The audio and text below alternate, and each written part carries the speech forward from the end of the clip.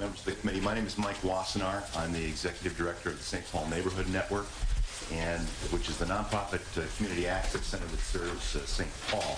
And I also serve as the chair of the Alliance for Community Media, which is a national organization which supports public, educational, and government television operations around the United States, and has done so for over 30 years. I've been asked to present a brief look, I promise to keep this brief, at Minnesota's experience with PEG television and give some perspective about the state's role in helping Minnesota's communities use television to support community education, to better inform our citizens, and to strengthen local culture. Public education and governmental channels have a strong history in Minnesota. Since the early 1980s, municipalities and community groups have used cable television franchising processes to help local media content come to their citizens through cable. In 2007, there are some 20 different PEG, public educational and governmental operations in the Twin Cities serving 50 municipalities, and there are approximately 60 local channel providers across the state of Minnesota.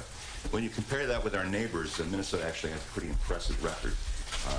That compares with 40 operations in Wisconsin, some 30 operations in Iowa, and just a handful of operations in the Dakotas. Minnesota is seen as a leader actually amongst the states in providing public educational and governmental television services to their citizens. PEG facilities in Minnesota range from large urban and suburban operations, which serve thousands of households, to smaller facilities and communities throughout the state. In some communities, the local government operates only one channel carrying government meetings, school content, and publicly produced programs. In others, cities with greater communication needs, local communities have negotiated for more channels with local cable systems to carry more content. Here in St. Paul, we have 6 channels which carry PEG content and a 7th state-mandated PEG channel, Metro Channel 6. One of the unique characteristics of the franchising process in Minnesota has been its responsiveness to local needs and local circumstances. In our case, for PEG community television, this has meant the development of many different solutions for local communication needs rather than a one-size-fits-all approach. Community television operations, such as those in Little Falls, can be set up in a high school and coordinate their operations with the local high school curricula. In St. Peter, the operation is in a local recreation center. In some communities, production centers have been located as anchor tenants in once vacant shopping malls. It's a sort of unique approach to community development. The PEG facility actually acts as an impetus to community development. My favorite example of this is actually in our neighboring state of Wisconsin, where Walmart decided to leave the town of Wisconsin Rapids, and the city leaders actually had to decide what to do with a vacant building at the center of their commercial district. They decided to build a senior center mixed with a community production facility to help build the social connectedness within their community.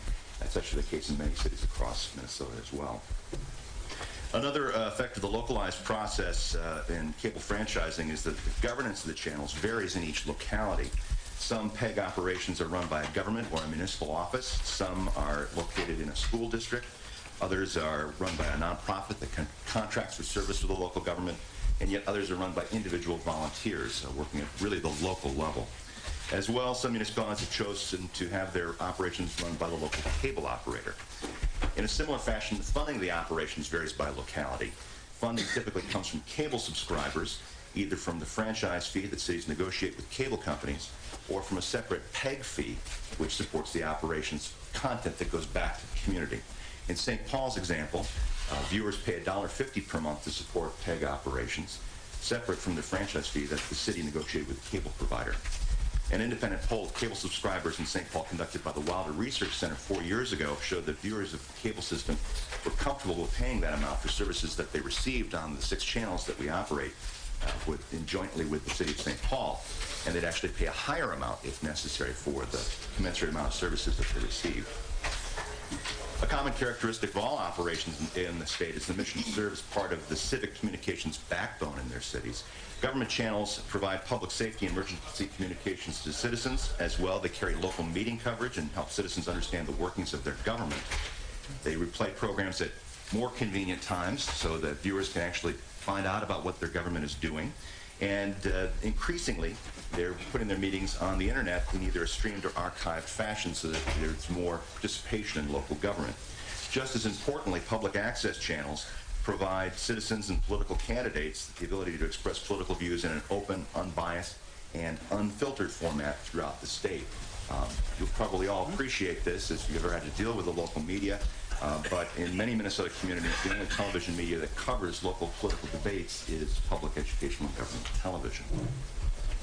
The local presence is important in many communities, such as in Wilmer, where 4,500 cable subscribers are now presenting increasingly diverse demands in a diverse community.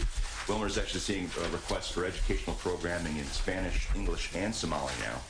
Wilmer's PEG Center operates 3 channels with a staff of 2.5 people and airs approximately 11,000 hours of local content each year.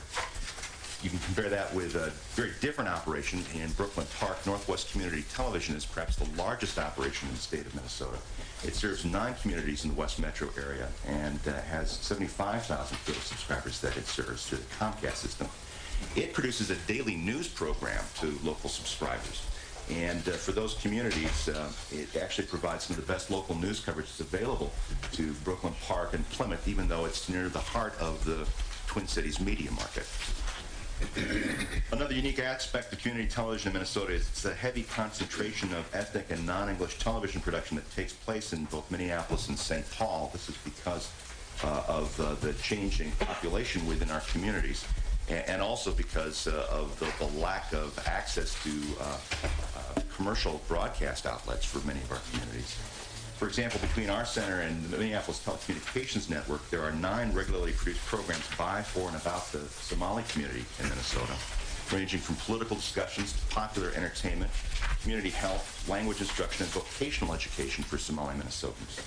Some of the producers of these programs are professional producers who have been trained by the BBC, Italian, and German state television in their homeland in Somalia before they came to Minnesota, and now they actually want to better the refugee community that's now making its home in our state. Community television has played a similar acculturating role and educational role with Minnesota's Hmong community in the 1990s. SPNN was proud to be the home of the first public television program in the United States in Hmong, Kegub Shah. PEG channels in the Twin Cities create an important outlet for these diverse communities who cannot find access in the commercial television market. One final aspect of community television I'd like to talk about is the economic benefit that local communities receive from their operation. For many artists, religious organizations, community groups, and nonprofits, the cost of media technology and training is prohibitive. Production centers make computer and media technology tools and training available to the public, much like a public library is useful in community education needs. We actually can put a dollar value on that worth. For example, in St. Paul in 2006, the public acquired in-kind media technology services and production equipment use at our studios that were worth the equivalent of $1 million. This actually has a real impact on the nonprofit and creative economy in our community, and it has a similar effect in cities of all sizes across Minnesota. A couple of brief observations for you before I end testimony today about what the state can do in the future to assist these operations as you make deliberations this session. One recommendation I have is to act like a well-trained doctor and first do no harm. Minnesota law has encouraged an important civic sector to flourish over the course of the last 25 years. Many states have tinkered with their cable franchising laws in the last few years and have put forward one-size-all solutions that fit no community precisely well. And the jury is actually out still as to how well they accelerate infrastructure investment and spur price competition into the cable market. In one instance, state legislation in Texas has actually severely cut channel capacity and financial support for PEG operations, forcing some out of operation. Many proposed laws in other states say that PEG channels can exist, but financial mechanisms that allow them to flourish, particularly PEG fees that companies and communities negotiate to come from users of the programming, should be eliminated. This, in effect, actually places an extra burden on municipalities and creates an unfunded mandate by the states. The state has already done this, frankly, through its mandate of Metro Channel 6, which is a mandated channel in the Twin Cities that has no sustainable funding mechanism. We'd actually like to see you not create more situations like that across the state of Minnesota. Second, all of the PEG operations I talk with welcome cable competition and want their services to go to more people in their communities. They actually see this as being fundamental to their mission of connecting communities together. However, they don't want government to necessarily choose winners or losers in the marketplace, and they want their services to reach the entire community. This means that PEG programming should be carried and supported by cable competitors in an equitable fashion, as Minnesota law currently allows, and that governments have the equivalent build-out requirements for cable competitors. For many of us in the PEG community, it makes no sense for community service benefits that have such a profound effect on our communities, like PEG, to only accrue to certain consumers in the marketplace who've been chosen by industry. If the community wants these services, they should have the ability to allow these services to flourish. Lastly, I would actually encourage you to consider ways to help grow our industry in Minnesota and to be a national leader, to grow capacity and expand services for all Minnesotans. A small example of this is furthering financial support or finding some way to create incentives for caption services for the deaf and hard of hearing in Minnesota. Currently, few, if any, local PEG programmers have staff time or technical capacity to provide this necessary service for what is a growing sector of Minnesotans. Unfortunately, we're all growing older. Many of us will find ourselves in this community, perhaps because of our listening to the Who 20 years ago. But this is an important sector of Minnesota that actually needs to be served in the coming years.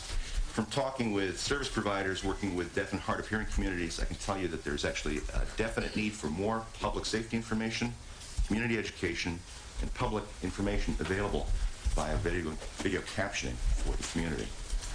With that, I'd like to conclude my remarks. I hope they've been brief. I hope I've got some time to answer any questions. I really want to thank you all for the opportunity to speak. Thank you, Mr. Wassenaar. I think we have a couple of questions. Representative Beard? Thank you, Mr. Chairman. Mr. Wassenaar, back to cable channel 6. I know it's on every cable network, and at least in the metro area here, but you're talking about no sustainable funding mechanism. This is news to me. And there seems to be no shortage of programming on Metro Cable 6. How do they make that work? They make it work in a, Mr. Chairman, Representative Beard, they make it work in a pay-for-play situation in order to sustain their operating costs and their technical costs. There is no technical support that comes from the local cable companies for Channel 6's operations. Almost entirely all of its operations are actually supported by fees that are given by producers to play on the channel. And this actually becomes, in effect, I don't want to editorialize too much, but this actually acts as a barrier to entry for producers who may not have the ability to pay that sustaining fee. It would be analogous, Mr. Chairman, then I believe, to what I used to work with in the publishing world, where sort of a vanity press. If I got the money, I can get my show on Channel 6, right? Mr. Chair, Representative Beard, I make no editorial comments. Understood. It's roughly analogous. Thank you. Thank you, Mr. Representative Beard. Representative Junkie? Thank you, Mr. Chair. Are there any uniform rules or statutes or laws guiding public access channels around the state? In other words, or is it different on every municipality? If in our case, it's Charter and Intel, and we have and I guess Quest now starting to provide services out there. Public access is available. Am I allowed as a public person then to use the equipment and the facilities that we've allowed in our community as a franchisee coming in? And two, can I submit within reason, obviously within public standards, programming to be put on my public access that I'm paying for? Is there any uniform rules that would dictate how that works around the state?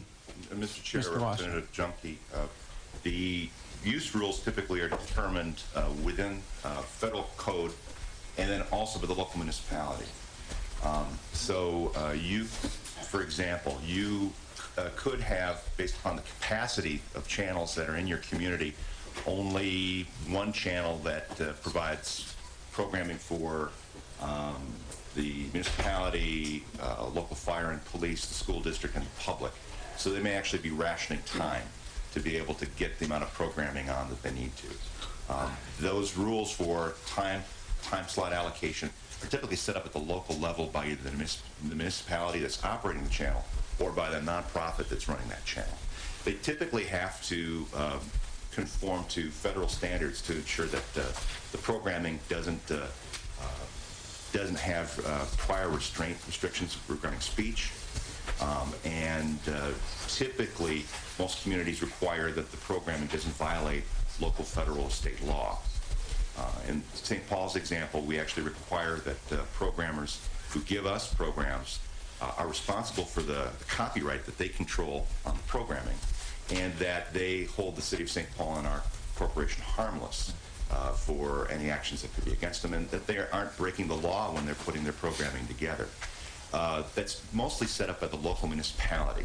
So within your community, there are municipal rules that have been set up with that access corporation, which should allow you, members of your community, religious organizations, political candidates, to be able to express themselves. But again, those use rules are set up at the local level. So, Mr. Chair, just to... Junkie. So when Representative Beard wants to get his show on in his local municipality and he doesn't have the money to pay for it, he should go to his city council and talk to them. Is that what you're saying? No. Mr. Wassenaar?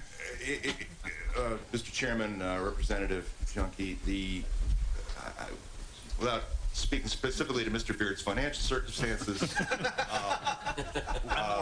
typically political candidates, for example, will have volunteer organizations that get training at our facilities to be able to produce programming that can go out to the public. That actually helps to strengthen the political process within those communities. So, for example, again, I can direct the representative to go to the Shakopee Access Center with his volunteers from his campaign committee to actually get technical training to be able to help him express himself. I know the representative does need that much help, probably, but it wouldn't be the case where the local candidate would go to the municipality and ask for more funding for them. They could actually ask for more funding for the technical operations that supports the entire community. Well, Mr. Chair, I'm not asking about more funding. I'm simply asking about access. I walk in with a tape, say I want to play my show that I produced myself, it's within public standards, and the franchisee says, well, we really don't have the room or the time or the channel capacity, and and by rule out here we don't have to put on everything. Do I then walk into my city council who gives that license to run that cable operation, and then they would, in the relicensing period or whatever, that would be their negotiation with the public access people to get my tape onto the TV? Mr. Washman, and again, members, we need to wind down this conversation shortly, but proceed. Mr. Chair, Representative, it needn't be at that level of discussion. Typically with those rules, that it's the level of discussion between the municipality and the access provider. I don't know if in that case it's the company or if it's a local corporation or a volunteer or the municipality itself. But those use rules are subject to often a lot of debate and negotiation at the municipal level. Okay. So it needn't have to go to that franchise renegotiation process, if I'm getting to the heart of your question. I think we go to the city council. That's where I'm going to go. Thank you, Representative. And thank you for your testimony this morning, Mr. Wasserman. Thank you, Mr. Chair. Thank you, members of the committee.